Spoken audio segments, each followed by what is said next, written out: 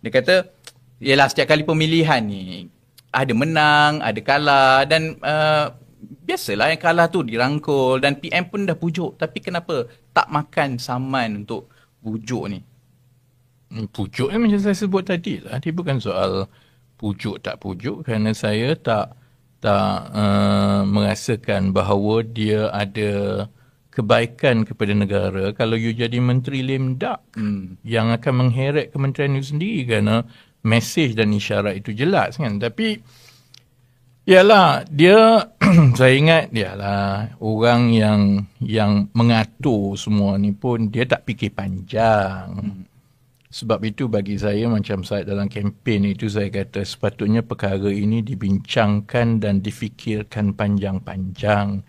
Kenapa perlu mengheret kerajaan dan negara? Kerana bila goncang dalam parti seperti ini, dia akan ada kesan lah. I think it's very naive to think that perancangan